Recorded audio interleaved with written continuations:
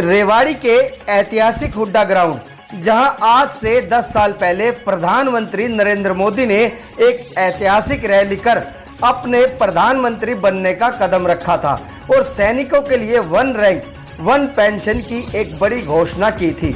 इस घोषणा को पूरा न करने और OROP 2 के अंदर विसंगतियों को दूर न करने के चलते पूर्व सैनिकों का गुस्सा आज 7वें आसमान पर है।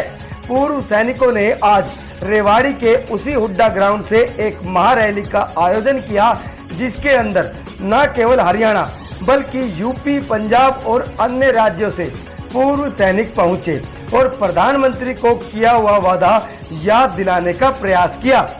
करीबन 10,000 की संख्या में एकत्रित हुए पूर्व सैनिकों ने एक आवाज में अपनी मांगों को पूरा कराने के लिए सरकार को चेताते हुए हुंकार भरी। परमवीर चक्र सम्मानित योगेंद्र यादव ने कहा कि अकड़े हुए लोगों को सुधारने का काम करेंगे। उन्होंने कहा कि सैनिक किसी पार्टी का नहीं बल्कि राष्ट्र का होता है और अंत तक राष्ट्र का ही रहता है। अहिरवाल के 114 सैनिकों ने 1962 में 3000 चीन के सैनिकों को मार गिराने का काम किया था। शहादत बराबर की और लहू बराबर का, लेकिन भारत की सरकार ने इन्हें बांटने का काम किया। भारत की सरकार को सोचना चाहिए, अगर सेना का जवान बॉर्डर से हटा तो उनका दफ्तर में बैठना भी मुश्किल हो जाएगा। सरकार कहती है कि जवान मरने के लिए ही होते हैं, लेकिन सरकार को यह पता होना चाहिए कि जवान मरने के लिए नहीं बल्कि मारने के लिए होते हैं। सैनिकों की बदौलत ही आज राष्ट्र सुरक्षित है। उन्होंने कहा कि देश के प्रधानमंत्री नरेंद्र मोदी ने 10 साल पहले यहां से सैनिकों को वादा किया था, लेकिन आज तक वह अपने वादे को पूरा नहीं कर सके। अब जरूरत है कि पूरे देश के नौजवानों को एक साथ एक मंच पर इकट्ठा होकर इनको एहसास दिलाना होगा। 30 साल बॉर्डर पर ड्यूटी करने के बाद अगर सैनिक अपना मान और सम्मान मांग रहा है तो उसमें गलत ही क्या है। और अब यह रैली जन आंदोलन बनने जा रही है। अगर सरकार अभी बात नहीं मानती तो वह संविधान द्वारा दिए गए अधिकार यानी मत का प्रयोग कर सरकार को अपनी ताकत दिखाने का काम करेंगे।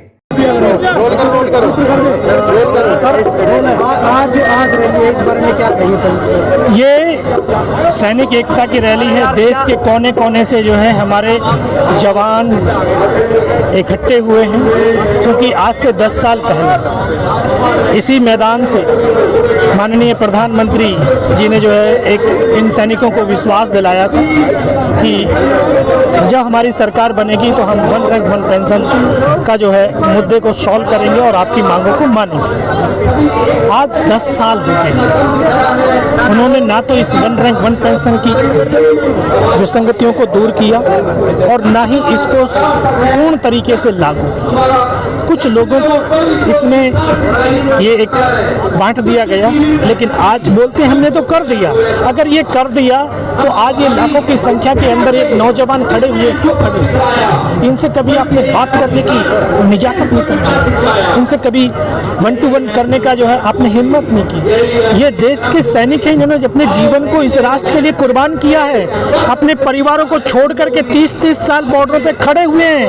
आज ये अगर सम्मान की, अभिमान की, मान की बात कर रहे हैं तो कौन सा बुरा कर रहे हैं? इसके अंदर विसंगतियां क्या? बहुत सारी है, बहुत सारी है। ठीक है, एक एक करके उनको बताया गया, गवर्नमेंट को बता दिया गया, उनको सब कुछ मालूम है। लड़की का चयन दोबारा से यही से दोबारा होगा। प्रधानमंत्री क्या मैसेज दे रहे हैं? बिल्कुल उनको ये दिखाना चाह रहे हैं, उनको ये बताना चाह रहे हैं कि इसी धरती से आपने आकर के आह्वान किया था कि मैं अगर मुख्य प्रधानमंत्री बन गया इस राष्ट्र का तो मैं आपको जो है ये सारी विसंगतियों को दूर करके 1 रैंक 1 पेंशन की आपको ये सहूलियत दूंगा कि आप मुझे प्रधानमंत्री बनाओ। इस देश के सैनिकों ने विश्वास किया और उनको प्रधानमंत्री के पद पर बैठा दिया। एक बार नहीं, 2-2 बार बैठा दिया, लेकिन उनको 10 साल तक हमारे इस किए हुए वादे को याद ही नहीं रहा। तो 10 साल बाद ये सैनिक वापस इकट्ठे उसी जगह पे हुए हैं जहां पर उन्होंने वादा किया था, ताकि आपको ये वादा याद आ जाए। 6 महीने से लगातार उनका धरना चल रहा है, जनपद मंदिरों, रामलीला मैदानों और आज रेवाड़ी में भी, लेकिन सरकार की तरफ आपकी बात कोई नहीं सुनी और ना ही उनके पास आपके पास, तो कैसे अपनी बात को पहुँचाएंगे सरकार? नहीं, उनके पास बात पहुंच रही है ना। अभी वो थोड़ा भ्रम में है, उनको भ्रम लग रहा है कि इनके अंदर कोई वो नहीं है, लेकिन उनके भ्रम को तोड़ना चाहता हूँ कि जब एक व्यक्ति आगे चलता है ना, और ये फौज के सैनिक हैं, अकेला भी बच जाता है तब भी वो धरती माँ के उस आंचल को नहीं छोड़ता है। अब तो ये कारवा जुड़ गया है, अकेले चलते चलते धीरे धीरे कारवा जो है अभी बड़ा कारवा बनता जा रहा है, ये जन आंदोलन बनता जा रहा है। और ये जन आंदोलन जब बनेगा तो तुम आज नहीं सुन रहे ना, कल तो तुम्हें आकर के पैरों में पड़ना पड़ेगा। लेकिन आप लोग यहाँ से आज इतनी बड़ी रैली कर रामलीला मैदान में, अब यहाँ से क्या संदेश है? अभी तो उनको ये दिखाया जा रहा है, ये बताया जा रहा है कि तुमको कि क्योंकि सैनिक है, सैनिक हमेशा अनुशासन से काम करता है, अनुशासन तरीके से रहता है। और हम दिखा रहे हैं, आपको बता रहे हैं कि हमारा कार्य बढ़ रहा है और आपको बार बार याद दिला रहे हैं। अगर आपको याद नहीं आया ना, तो फिर ये जो अपनी शक्ति का प्रदर्शन हमें भीमराव अंबेडकर ने दिया मताधिकार का, तो इस मताधिकार की शक्ति के द्वारा हम वो चीज़ें बताने भी जानते हैं। क्या माना जाए पूर्व सैनिक 2024 में वोट में छूट करेंगे? बिल्कुल करेंगे, बिल्कुल करेंगे, बिल्कुल करेंगे। चुनाव नजदीक है, काफी जगह नजदीक है, अभी मन से भी आप कहते हुए नजर आए, तो क्या लगता है चुनाव में किस तरीके की आगे क्या रणनीति रहेगी पूर्व सैनिकों की? पूरी सैनिकों की, अगर सैनिकों की जो हमारे जेएसयू जवान की जो विसंगतियां हैं, अगर इनको दूर नहीं किया गया, इनकी वन रैंक वन पेंशन के मुद्दे को नहीं सॉल्व किया गया, तो मताधिकार का उपयोग हम करेंगे और ये हमें भारत के संविधान ने दिया।